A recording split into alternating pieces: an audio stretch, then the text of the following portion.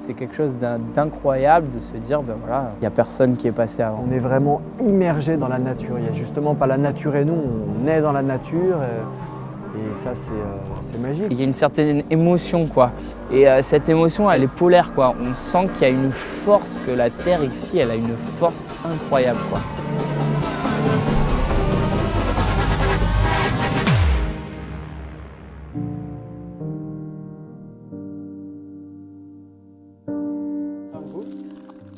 Il n'est pas mouté, C'est pas bon, ouais.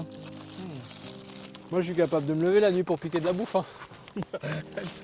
Le Groenland, pour nous, c'était la promesse de trouver ces terrains vierges qui sont aussi pour nous des vrais terrains d'expression parce que c'est encore une fois une manière pour nous de tracer des chemins comme on l'entend.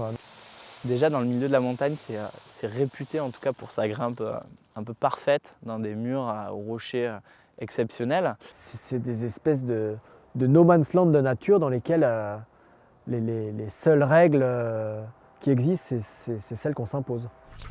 Il y a des petits, ça c'est des pitons en feuilles là.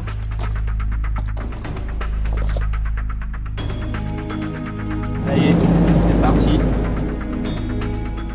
Mon rôle dans cet aspect, assurer la sécurité des gens qui sont derrière les caméras qui font que cet film soit possible. En fait, à la base, je suis grimpeur, donc faire des photos en paroi, c'est quelque chose qui m'attire tout particulièrement. C'est pas toujours évident parce que justement, on peut pas se déplacer comme on veut, hein, on n'est pas au sol. Ce qui moi m'intéresse, c'est justement de dire que c'est pas anodin d'aller grimper au Groenland plutôt que d'aller grimper ailleurs. Il faut mettre ça en valeur. C'est dément quoi. Perdu quoi. C'est perdu. Ouais, mais il faut qu'il soit droit. C'est tourne. Oh, tourne. Il part à droite là. Il part à droite. Ah, il part. C'est fini, Laurent. Ouais, une expédition au Groenland ne s'organise pas comme ça en claquant des doigts, ça se mérite. Bon, on est sorti, on avait rendez-vous avec un contact avec qui il y avait eu très peu d'échanges et tout ça est quand même assez improbable mis bout à bout. Et là, on a fait la connaissance de Sigurdur Pétursson, alias Siggy, ouais, qui est un personnage. Ouais.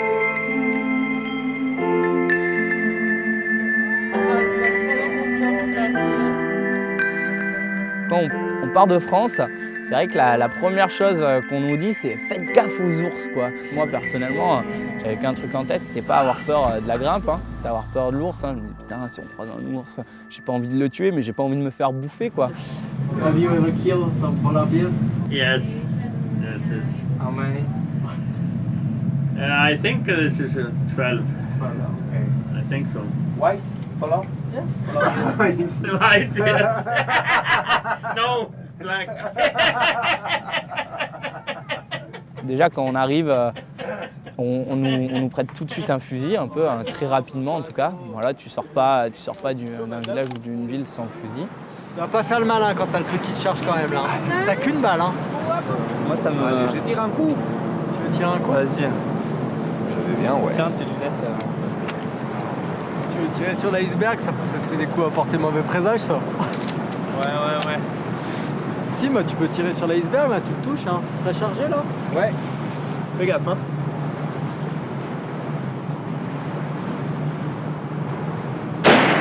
Oh, enculé. Ouais, tu l'as touché hein, t'as vu? Ça te défonce ça. Je suis pas fait pour faire la guerre moi. On espère juste ne pas avoir à s'en servir. Ouais.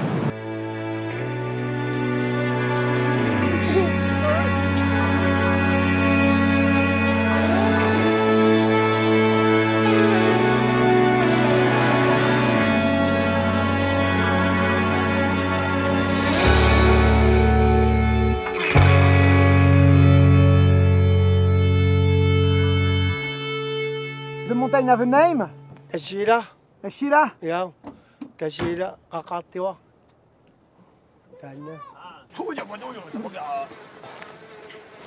Bon alors là, moi je suis nickel. J'ai un moucheron qui se met d'un côté ou de l'autre. Je fais un double black flip sous moteur étendu.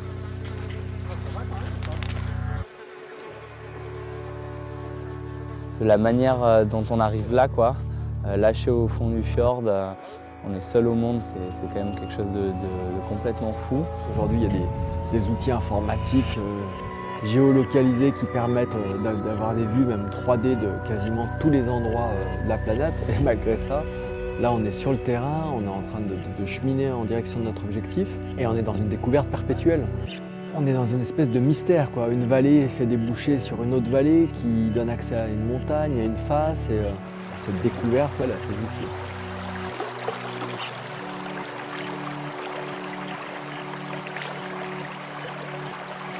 Faut y aller les gars.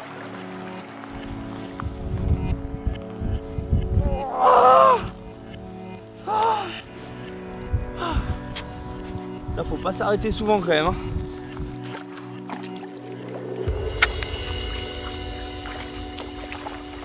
C'est vrai qu'à l'approche, là, on a une quarantaine, une cinquantaine de kilos sur les épaules. Ça nous remet bien les pieds sur terre et ça nous renvoie bien face à la réalité d'une expédition. C'est-à-dire qu'avant de grimper, il faut marcher et porter. C'est une logistique qui est énorme. On croit que c'est à côté, qu'on va en avoir pour 2 heures. Et en fait, on traverse quand même des rivières quasiment jusqu'à mi-cuisse à certains endroits. Donc il faut pas se planter, il ne faut pas tomber. Les sacs ils sont proches des 50 kg. Il faut se concentrer, il faut rester concentré. Voilà.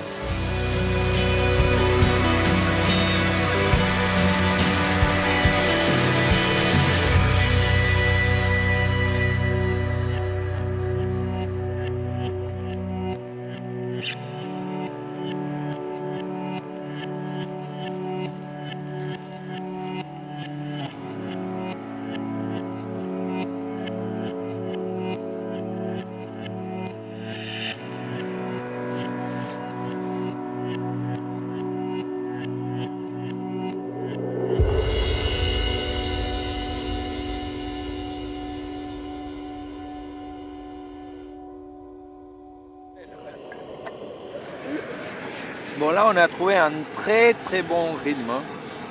Hop là. Allez, on goûte. Allez, Ouais, bon appétit les gars. C'est incroyable. Je suis mieux là qu'avec mon sac sur les épaules.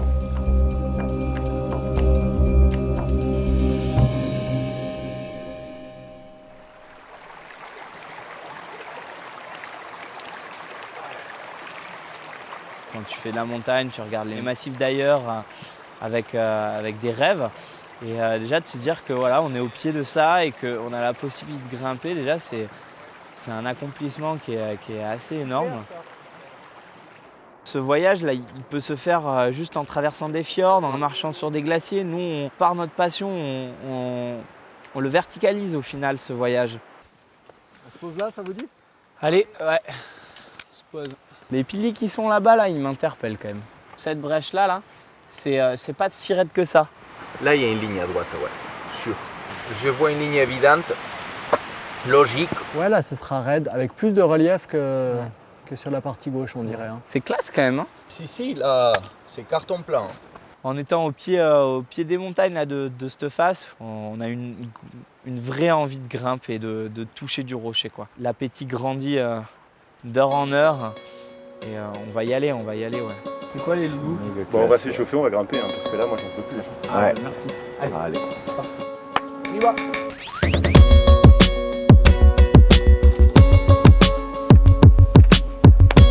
Et regarde le dièdre de droite. Ouais, le dé de droite. Magnifique.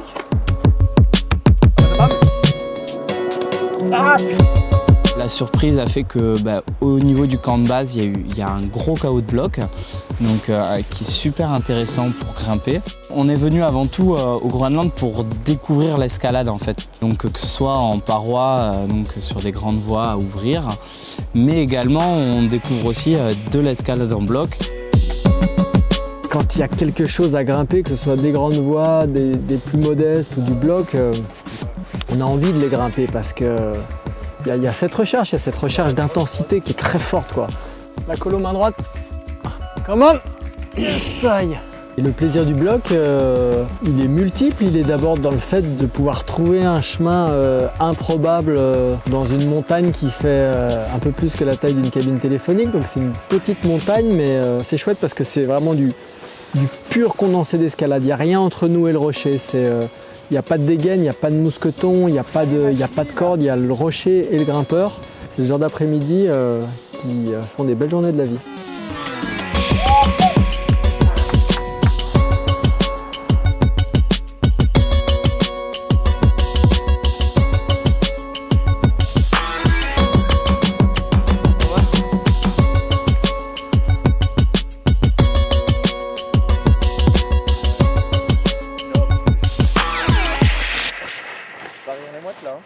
On a un petit mousquif pour aller avec la corde de hissage. Là.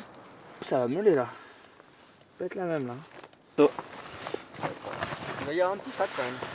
C'est bon mec? Quand tu veux. Ok, c'est bon. Tu viens le 3. Ok, bon.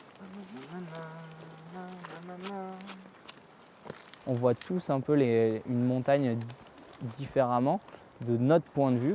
Et l'ouverture, c'est trouver la ligne qui est la plus évidente pour toi, pour ta vision en tout cas. Il y a beaucoup de gens qui, je pense, ne comprennent pas pourquoi en plein mois d'août, tu viens marcher des heures avec des sacs de je ne sais pas combien de dizaines de kilos à marcher dans des moraines pour aller te foutre dans un truc vertical en te faisant mal aux mains ou si tu tombes, tu peux te faire mal. Mais en même temps, voilà, il y a une attirance, il y a une attraction qui est très forte et dans laquelle il y a du sens par rapport à ce qu'il y a à y vivre. Dans des phases comme ça, voilà, il y a la possibilité de vivre des sensations que tu n'as pas forcément en marchant. Parce que là, tu es obligé. Tu es obligé quand tu grimpes, tu es ici et maintenant. Tu fais cette expérience-là.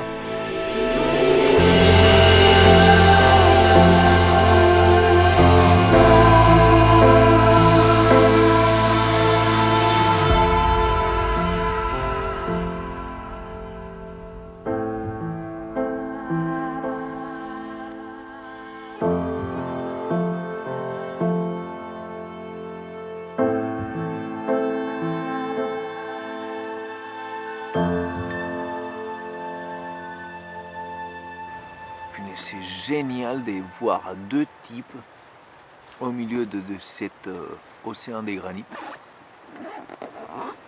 Ouais. Il doit bien se cailler. Ouais. C'est froid là. Antoine il a avancé là. Hein, Ouais.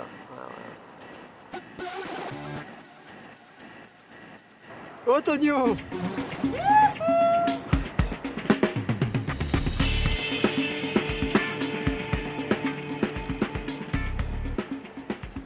On grimpe, on ne sait pas si ça va passer. C'est un coup d'adrénaline qu'on prend à chaque instant. C'est à la fois super excitant de se dire mince, on va aller voir au-dessus ce que ça donne, on va aller peut-être passer à droite, peut-être passer à gauche, on ne voit pas. Et il y a une part un peu de peur de se dire mais on va quand même dans l'inconnu quoi. On ne sait pas où on va dans l'inconnu. On se caille là, non? On se caille! Quand on part avec Antoine dans la voie, on est aux anges là, de voir que déjà là, on trouve un passage, ça passe, que le rocher, il est bon, qu'on arrive à se protéger. On se dit qu'on est au début de quelque chose de chouette. Il y a de l'ambiance hein. Il y a de l'ambiance, c'est impeccable là. J'avais peur qu'il fasse beau mais... Non, ça va, c'est bon. On est bien hein. On se caille les fesses comme si on était au Groenland. Antoine qui est en train de faire une belle longueur d'onde là. Bon, on chôme pas hein.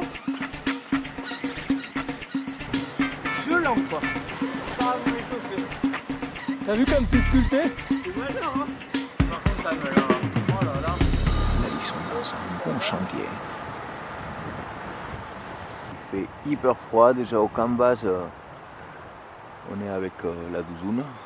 Et là-haut, je te dis pas, ouais, ils n'ont pas de chaussettes.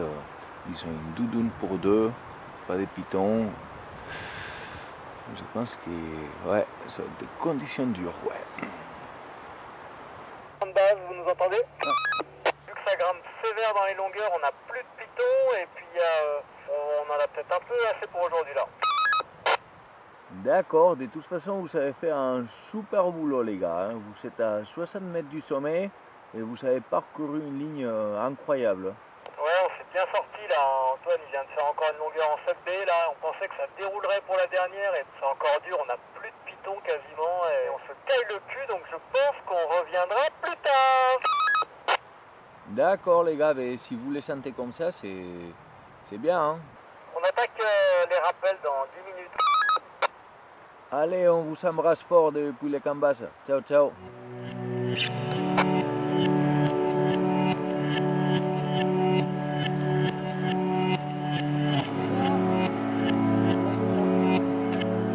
Pas fini encore. Hein.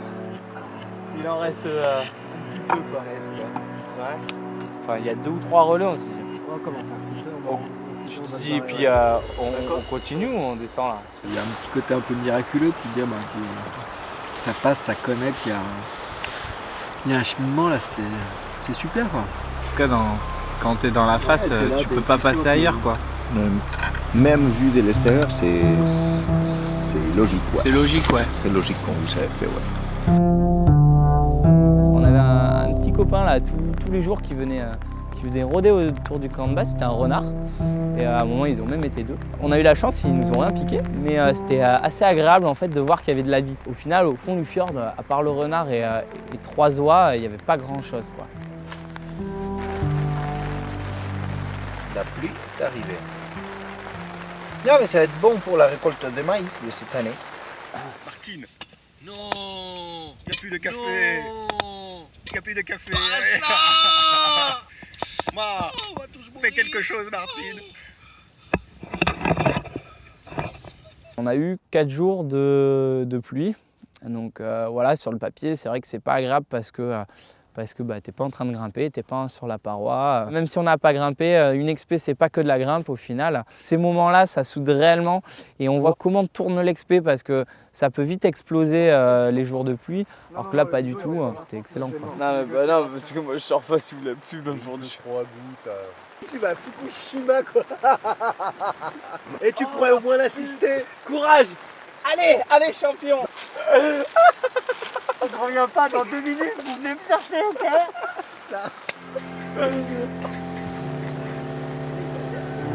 N'empêche qu'il y a de l'eau avec C'est sûr que là, ça change d'ambiance. On a connu plein soleil, accueillant, chaleureux. Et là, c'est une ambiance qui est complètement différente. Les premiers instants de mauvais temps, on se dit super, on va pouvoir se reposer. Et puis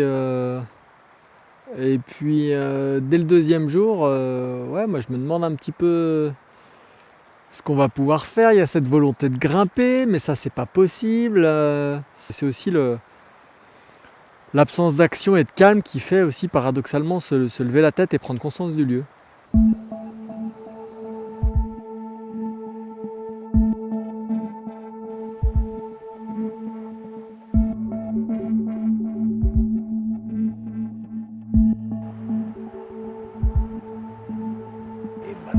Regarde juste là. au-dessus là.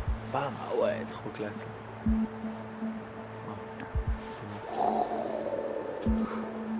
Trop beau. Ça c'est extraordinaire. Fais Eric. Là, ça va par là. Putain, il y a une sacrée activité. Oh, derrière là. T'es bon. Quel cadeau. Ah ouais, sacré cadeau là. Putain, on aurait envie que ça s'arrête pas en fait.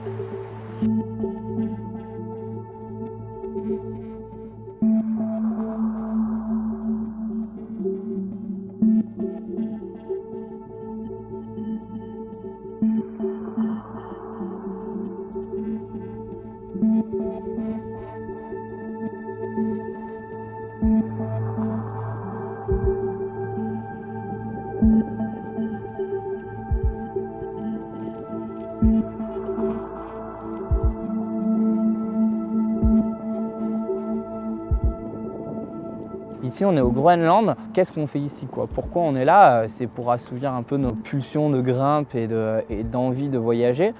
Mais la montagne, elle n'est pas faite pour nous accueillir. Donc, ce qui est très important, c'est le respect avec la montagne. L'idée, c'est de laisser quand même une paroi vierge de tout équipement. Ouais. Ça, allez gars. Voilà, allez, c'est ça, allez. De gauche. Dégueulasse.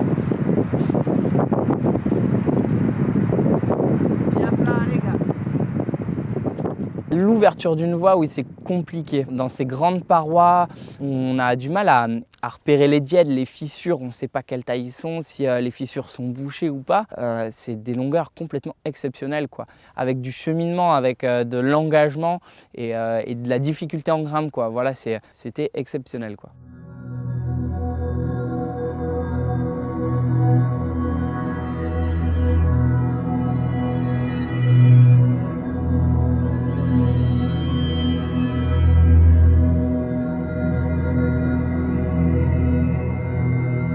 C'est des découvertes sur plusieurs plans. Il y a la découverte du lieu quand on arrive à pied, il y a la découverte de la voie dans son ensemble, il y a la découverte de chacune des longueurs qui est encore un voyage dans le voyage.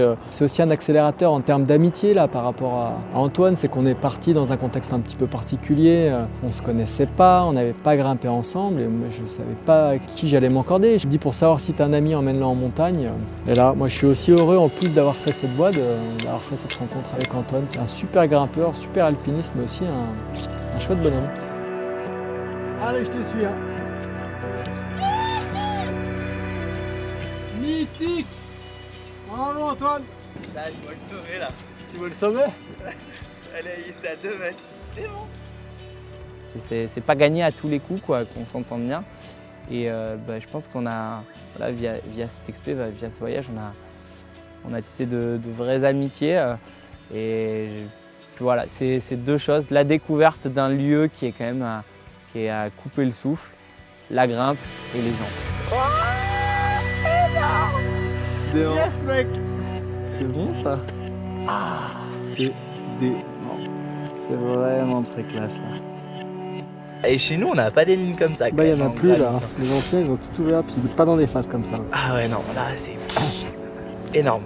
Complètement énorme. On est super content avec Antoine parce que c'est une belle voie. Toutes les longueurs sont belles. On a dû s'employer dans chacune d'entre elles. On n'a pas mis un seul speed dans les longueurs, donc on est ravis et c'est pour ça qu'on l'a appelé d'ailleurs le privilège du renard parce que tout au long de l'ascension, on s'est vraiment senti privilégié. On a fait un petit peu les renards dans notre recherche d'itinéraire et tout au long de l'ascension, donc voilà, c'est devenu le privilège du renard. C'est un sentiment de plaisir, de plénitude, quelque chose de simple au final. C'est juste être heureux d'être en montagne.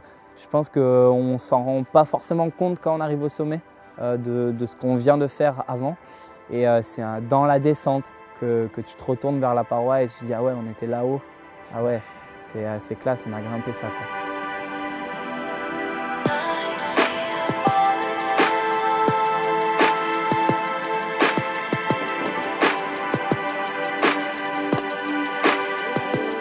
Hi. Your name? Antoine. Antoine. And you? Yelma. Yelma. Nice to meet you. On a pu faire des belles rencontres sur la plage avec des pêcheurs là, à qui on a spontanément offert du café, qui en retour ont partagé plusieurs saumons avec nous qui venaient de pêcher. C'est, je crois, la magie de ce lieu là, c'est de se reconnecter à une vie qui est très simple, qui est en lien avec la nature. Voilà, c'est une forme de paradis.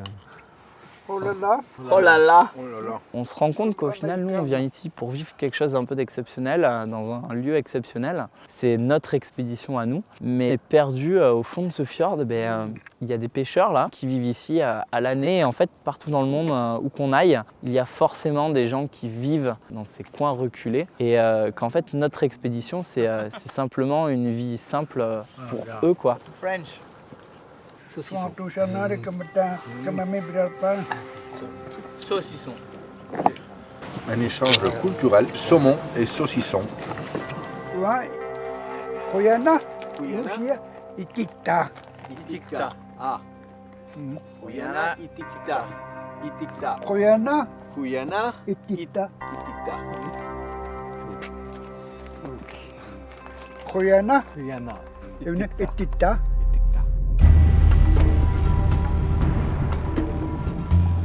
Profiter de la lumière, de profiter du silence qui est omniprésent et puis de la petitesse de l'homme dans cette nature qui est partout. Pour moi, c'est le vrai message du Groenland. Avec Christophe, on a quand même eu la chance d'ouvrir une sublime voie avec des longueurs de grimpe démentes, réellement démentes quoi. Et, Un ours! Où ça? Putain! Il est où? Cours! Ouais! Oh merde! Ouais. Non mais tire!